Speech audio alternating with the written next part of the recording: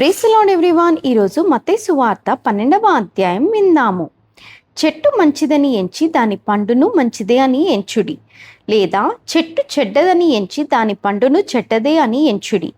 చెట్టు దాని పండు వలన తెలియబడును. సర్పసంతానమా, మీరు చెడ్డవారయ్యుండి ఎలాగూ మంచి మాటలు పలకగలరు? హృదయమందు నిండియుండు దానిని బట్టి నోరు మాట్లాడును గదా. సజ్జనుడు తన మంచి ధననిధిలో నుండి సద్విషయములను తెచ్చును, దుర్జనుడు తన చెడ్డ ధననిధిలో నుండి దుర్విషయములను తెచ్చును. నేను మీతో చెప్పున్నదేమనగా, మనుషుల పలుకు వ్యర్థమైన ప్రతి మాటను గూర్చియో విమర్శ దినమున లెక్క చెప్పవలసి ఉండును. నీ మాటలను బట్టి నీతిమంతుడువని తీర్పు నొందుదువు, నీ మాటలను బట్టియే అపరాధివని తీర్పు నొందుదువు.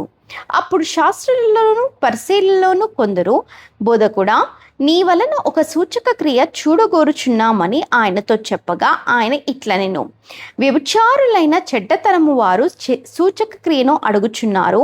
ప్రవక్త అయిన యోనాను గూర్చిన సూచక క్రియే గాని మరి ఏ సూచక క్రియ అయినను వారికి అనుగ్రహింపబడదు. యోన 3 రాత్రింబగలు తిమింగలము కడుపులో ఎలాగుండెనో అలాగూ మనుష్య కుమారుడు 3 రాత్రింబగలు భూగర్భంలో ఉండును. నినివే వారు యోనా ప్రకటన విని మారు మనసు పొందిరి గనుక విమర్శ సమయమున నినివే వారు ఈ తరము వారితో నిలవబడి వారి మీద నేరస్థాపన చేతురు. ఇదిగో, యోనా కంటే గొప్పవాడు ఇక్కడ ఉన్నాడు. విమర్శ సమయమున దక్షిణ దేశపు రాణి ఈ తరము వారితో నిలవబడి వారి మీద నేరస్థాపన చేయును. ఆమె సొలొమోను జ్ఞానము వినుటకు భూమి అంతముల నుండి వచ్చెను.